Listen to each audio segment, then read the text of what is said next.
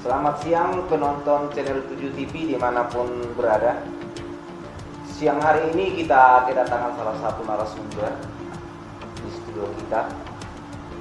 Dia mau menguak berapa permasalahan yang ada di Dinas Bina Marga dan Sumber Daya Air Kota Bekasi. Sebelum kita masuk ke permasalahan, kita mau berkenalan dulu dengan Bapak ini. Selamat siang Bapak. Selamat siang. Coba Bapak perkenalkan diri dulu, dari mana, siapa, apa yang mau kita permasalahkan hari ini. Oke, terima kasih kepada liputan channel 7 TV mau menerima kita pada siang hari ini untuk berbincang-bincang di studionya ya. Sebelumnya saya perkenalkan diri saya bernama H. Damianus Simanjuntak, merupakan rekanan di Pemkot Kota Bekasi sebagai kontraktor. Banyak rumor yang beredar di masyarakat saat ini terkait carut-marut proyek yang ada di Dinas Bina Marga Sumber Daya Air Kota Bekasi. Seperti apa itu Pak? Bisa Bapak jelaskan? Carut marut itu sepertinya di Kota Bekasi, terutama di BMSDA itu sudah merupakan hal yang biasa dan rutinitas. Karena tahapan-tahapan untuk penyerapan APBD di BMSDA itu susah kita ikuti karena pejabat-pejabat terkait, terutama kepala-kepala bidang itu jarang ada di kantor. Jadi sulit untuk komunikasi tahapan seperti apa yang dilakukan. Tiba-tiba sudah ada pemenang, tiba-tiba sudah ada pengantin, tiba-tiba pekerjaan sudah ada yang dilakukan. Jadi seakan ada terkesan tertutup untuk umum. Berarti Begitu. sudah ada korporasi, ada rekanan, ada koncuisme yang terjadi di sana Pak? Sepertinya di sana untuk penyerapan APBD itu sindikat korporasi yang berkesinambungan dari tahun ke tahun. Apakah memang selama ini tidak ada pemeriksaan terhadap pejabat-pejabat yang ada di Dinas Bina Marga? Kalau kita lihat nuansanya seakan-akan mereka itu sangat-sangat sportif. Karena bila kita datang atau coba menanyakan sedang rapat dengan ITKO, sedang rapat dengan ini, berkoordinasi dengan ini. Tapi nggak tahu kita rapatnya di mana, dan jam berapa, dan apa yang dirapatkan. Tiba-tiba proyek sudah tergelar. Terus apa kira-kira masukan Bapak dan keluhan Bapak terkait Bina Marga Sumber Daya Air? Sebenarnya sih kalau kita lihat di Kota Bekasi ya, bukan hanya Bina Marga, termasuk SKPD lain juga susah kita hanya untuk bertemu saja. Birokratnya terlalu panjang, pintu-pintu terkunci, pertanyaan sana sini. Bisa kita datang pagi menunggu alasan kalau kebetulan si pejabatnya ada alasan dari security, pasti sedang rapat, sedang briefing. Kita tunggu saja di depan pintu, tiba-tiba nggak tahu sudah turun, sudah pulang entah kemana. Apa memang begitu instruksi dari wali kota? Seperti apa menurut Bapak itu? Apakah wali kota tidak berkoordinasi dengan SKPD? Seperti apa Pak?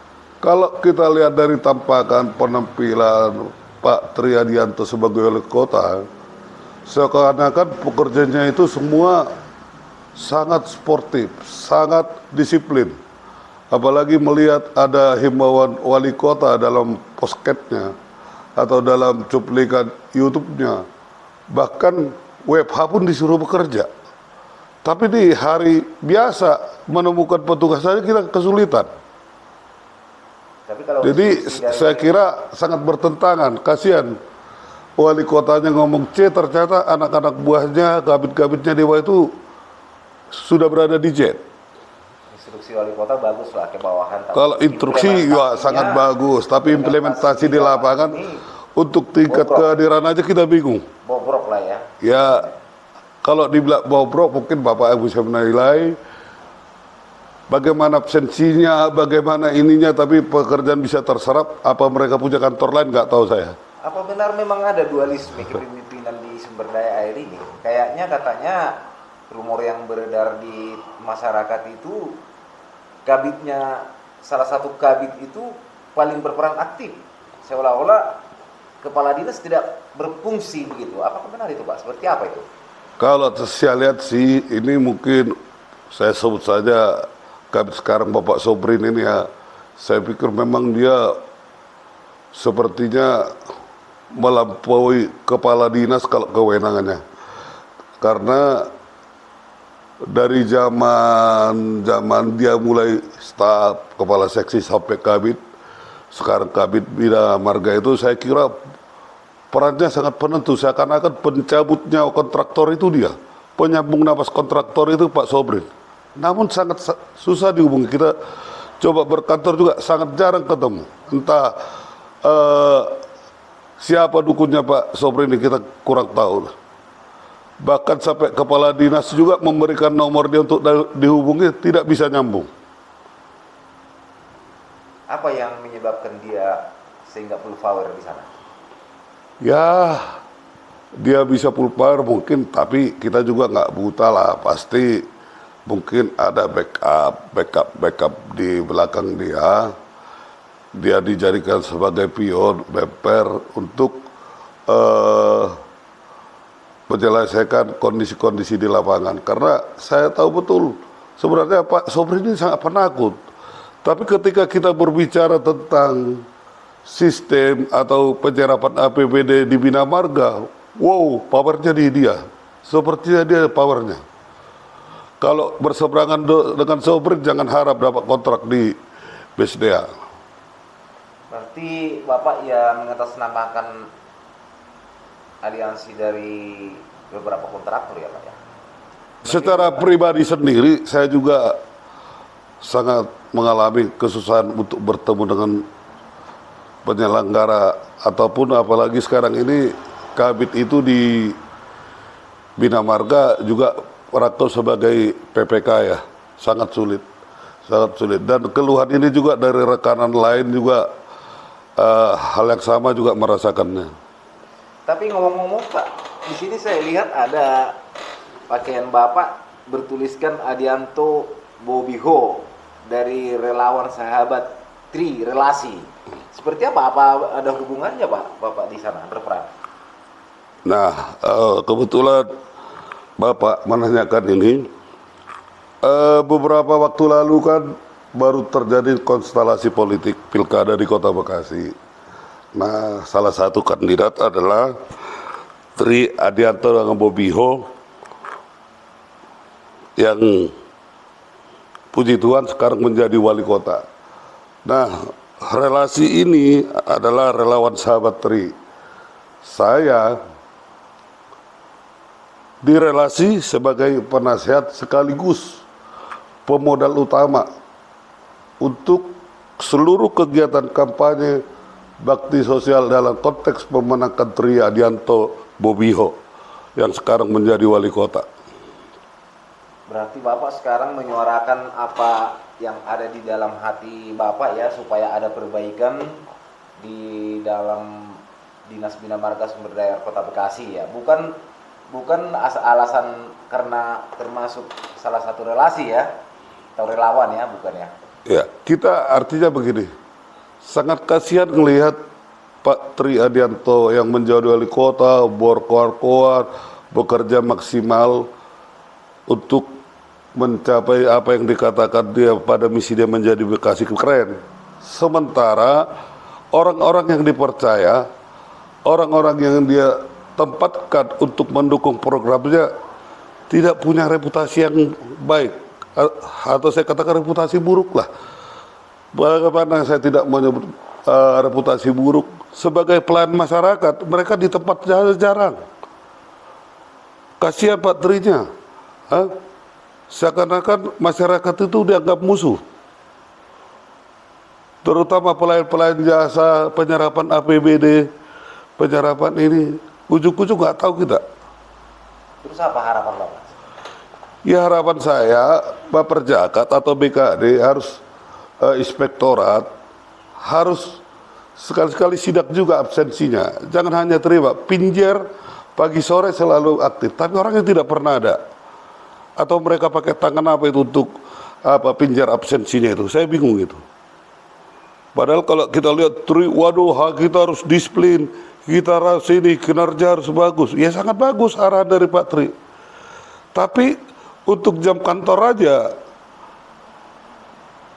mereka-mereka itu tidak pernah disiplin. Ini sampai sebelum saya datang ke sini wawancara juga belum ada orangnya hadir.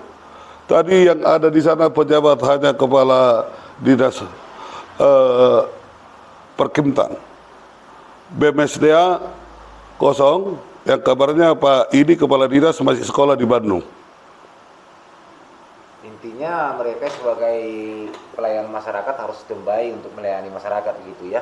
Ya tentu, karena kalaupun rapat pasti sudah ada jalan. Saya itu boleh dikatakan hampir setiap hari melihat kehadiran pejabat di sana, karena rumah saya tidak jauh dari kantor teknis itu, tidak jauh. Artinya sambil lari pagi, sambil ngopi kita juga tahu siapa pejabat yang masuk. Jadi bukan sekali, atau makanya saya bingung kantor mereka ini ada berapa sih? Atau ada kantor teknis 1, 2, 3? Apakah memang sudah terkoneksi Pak? Mereka sudah diatur semua, siapa kontraktor yang mendapat bagian yang besar, apa sudah duluan masuk uangnya sehingga mereka tidak sulit-sulit lagi untuk koordinasi, sudah terkoneksi semua? Kalau saya lihat itu ya bagi orang yang paham ya, apalagi sudah lama masuk di dunia konstruksi, kegiatan-kegiatan di Bina Marga itu terkesan monopoli. Kedua, ya Rekonstruisme? kalau itu sudah tidak bisa dipungkiri, dan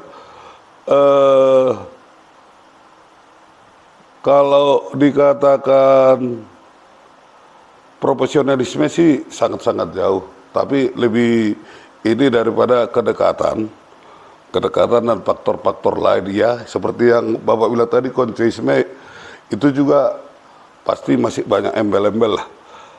Konseisme, semua kita berkonco, apalagi kita sudah rekanan lama di Kota Bekasi, bukan konco lagi, tapi konseisme itu harus tanda kutip juga. Dengan adanya podcast kita hari ini, semoga masyarakat Kota Bekasi dan wali kota juga melihat supaya ada perbaikan ke depan. Nah, terima kasih untuk semua penonton channel View TV dengan salah satu narasumber terkait adanya beberapa persoalan yang terjadi di Dinas Bina Marga dan Sumber Daya Air Kota Bekasi. Selamat siang. Siang.